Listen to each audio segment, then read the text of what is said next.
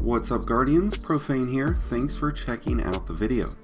Today I will be covering how solo Guardians can farm for Enhancement Cores, upgrade materials, Ascendant Alloy, and all of the other materials that you'll need for both weapon crafting and weapon and armor upgrades in Destiny 2 The Witch Queen. While this guide is mainly designed for new light Guardians, it will still provide immense benefit to returning and veteran Guardians as well. Before we get started, if you enjoy the video, find it helpful, and want to see more Destiny content, then be sure to hit the like button and subscribe button below if you're new. Both are greatly appreciated. Overall, there are a ton of materials in Destiny 2, almost too many to keep track of. And while some have multiple ways of being acquired, others require more dedication and commitment. But by using the methods that I cover today, you'll be able to easily farm for all of the essential materials that you're going to need when upgrading your armor, weapons, and crafting new weapons at the Enclave. The first and most important thing that you'll want to do before setting off to any activity in Destiny, or even when claiming rewards, check your ghost first to ensure that you have set the proper mods. You'll find that there are now new mods available for your ghost, including improved chances at getting higher specific stats to drop with your armor, improved XP gains, and improved resource gains. I find that it's best to utilize multiple ghosts, with each having specific mods assigned to different tasks that I might be doing. With that being said, let's start things off with Enhancement Cores and Prisms. These are heavily used in the process of leveling up armor and weapons. You'll need a handful of each for each and every item that you level up. And while these can be purchased through Master Raoul for legendary shards, you can obtain Enhancement Cores by completing Banshee's daily bounties. And both Enhancement Cores and Prisms are rewarded through rank up packages through Zavala, Drifter, Shax, Saint 14, and Banshee. You can also pick them up through Season Pass rewards. You have a chance at receiving Enhancement Cores when claiming a rank reward engram from any of the vendors, as well as when dismantling legendary weapons and armor. When it comes to activities that reward Enhancement Cores and Prisms, you can find these through Master and Legendary Law Sectors, Empire Hunts, Master Grasp of Avarice, and Nightfalls. When it concerns Nightfalls, while Adept offers Enhancement Cores and Prisms both as rewards, it's a much lower drop chance than in higher difficulties. The lower difficulty Nightfalls do offer Matchmaking, while Legend and higher will require a pre-made team. Throughout the season, Bungie will offer double rewards and XP for both Nightfall but other playlist activities as well, like Gambit, Trials, and Crucible, which all will be great opportunities to rack in these materials. Enhancement Cores and Prisms have a chance at dropping as match rewards while in Trials, once reaching 7 wins. This might not be the most ideal way for some of you though, but if you can handle the heat of PvP, you'll find that the Survival and Trials playlists are some of the most rewarding activities in the game when it comes to rank ups, XP, and rewards. An alternate way to receive Enhancement Cores and Prisms will be to dismantle old, unused masterworked armor and weapons and exotics that may be sitting in your vault. If you happen to have any masterworked items that you're willing to part with, you can break these down. You won't get Ascendant shards back, but you will get legendary shards, Enhancement Cores, and Prisms in return. The last and probably fastest way that you can farm for Enhancement Cores will be farming the caves that the Hive Knights spawn in on the moon. This, in combination with finest matter weaves, in just a short amount of time, allows you to rack up a ton of Enhancement Cores by simply spawn killing these knights when the Hive rune puzzles are active on the moon. Next up, Ascendant Shards. These are used in masterworking legendary weapons and armor, as well as exotics.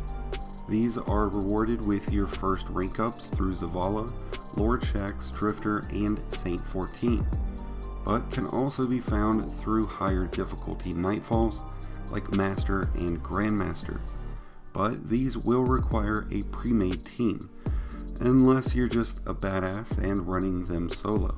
A great time to farm for Ascendant Shards will be when Nightfalls are offering double loot. Ascendant Shards are also rewarded while in Trials, and with Trials now offering Matchmaking, it offers solo guardians another opportunity each and every week to cash in some Ascendant Shards. You will also be able to purchase a weekly Ascendant Shard from Master Raoul for Legendary Shards, and you can get an Ascendant Shard through the Season Pass. Next up, Upgrade Modules. These are used to infuse your weapons and armor into higher level items, and can be obtained through a few different ways. You will be rewarded with upgrade modules through rank up rewards from Shax, Zavala, Drifter, and Banshee, but these can also be earned through the Season Pass. For many Guardians though, that just isn't enough upgrade modules. When completing legendary or higher difficulty campaign missions, upgrade modules are rewarded from checkpoint chests, and at the end of those missions. If that still isn't enough for you though, you can purchase upgrade modules from both Banshee and Ada at the tower. And now let's move on to Ascendant Alloy, a new material used in the crafting of enhanced weapon traits, and for crafting the Osteostriga and exotic glaives. Ascendant Alloy can be earned by completing the high difficulty legendary missions, which are unlocked through Finch. While you have a chance at getting them to drop on any difficulty, you'll have the highest chances on the hardest mode. Hero difficulty does offer matchmaking, and will be a much easier, smoother process at attaining these. Master Wellspring will be another source for Ascendant Alloys, but this does require a pre-made team, and it's unlocked at rank 18 through Finch. Your final source of Ascendant Alloy will come each week through Master Raoul, as he will sell you one per week per account. With the introduction of the Enclave, there have been a slew of new materials that Guardians have to farm for. Each play important roles in the crafting of Enclave weapons, like the glaives and raid weapons. Outside of Ascendant Alloy, there are Resonant Alloy, Neutral Elements, Ruinous Elements, Mutable Elements, Energetic Elements, and Drowned Elements. So let's break down each one of these. Resonant Alloy is the most common and will be rewarded at the end of Throne World activities and from dismantling red bar Throne World weapons. All of the elements are specifically related to the type of weapon being crafted. Drowned elements and alloy, for example, are found through red bar raid weapons. You'll have to attune the red bar weapons, and once done, you'll have an option of claiming 2 different elements for that specific weapon type. You will then use those elements to craft new versions of those weapons. Mementos are another new material and form of cosmetic fashion that's available to the weapons craftable at the Enclave. Currently, to obtain Mementos, you will have to participate in Gambit activities, which now does have a freelance matchmaking mode. Mementos are a random reward at the end of the activity. Once you have received one, you will have to use it before being able to earn another. Once you have gotten a memento, you'll need to head to the Enclave to apply it to the desired weapon. Once you've applied the memento, you'll have to use that weapon to unlock all of the features of the memento. In upcoming seasons, Bungie will be offering Nightfall and Trials mementos, but at the time of this video, these are the only ones obtainable. Up next, Spoils of Conquest. This is a material used in purchasing some of the tower's kiosk exotics like the Anarchy, or through raid vendors like the Glaive in the Vow of the Disciple. You'll use this to purchase legendary raid weapons or armor. Solo Guardians will find it difficult though to earn spoils, as there's no matchmaking system for raids. While there are several LFG platforms out there, Solo Guardians can also utilize the first hidden raid chest in the Vow of the Disciple. This gives you a way to farm for spoils each and every week on all 3 of your characters without having a raid team. I've put out a few videos covering the different raid chests that Solo Guardians can access, but currently the Vow of the Disciple is the only one that will reward Spoils of Conquest. Up next, exotic ciphers. These are used along with other materials to purchase exotics from the Tower Kiosk and at Zur to purchase exotic engrams, the Hawk Moon, or the Dead Man's Tail. You can only hold one exotic cipher at a time, but each week you can get a new one by completing Zur's exotic cipher quest called Xenology. Since you can only hold one at a time, you want to choose wisely before spending yours. Up next, let's talk about Bright Dust.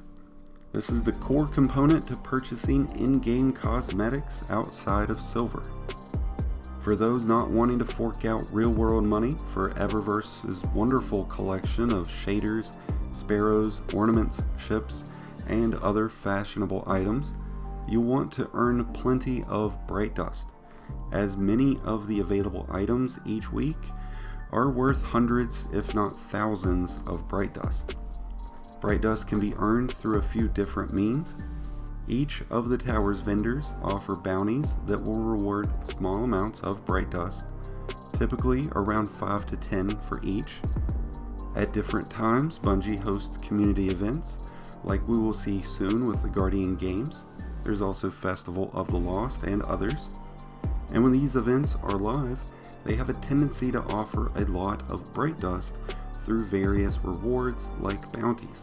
As you gain XP and level up your XP bar, you get an Eververse Engram, which can drop a gift of Bright Dust, which can be as small as 25 Bright Dust, but as high as 600. Season Pass owners will find 2 additional ways to earn Bright Dust. First being the Season Pass itself. You will be rewarded with Eververse Engrams and Bright Dust as you level up the Season Pass. And each week there are seasonal challenges.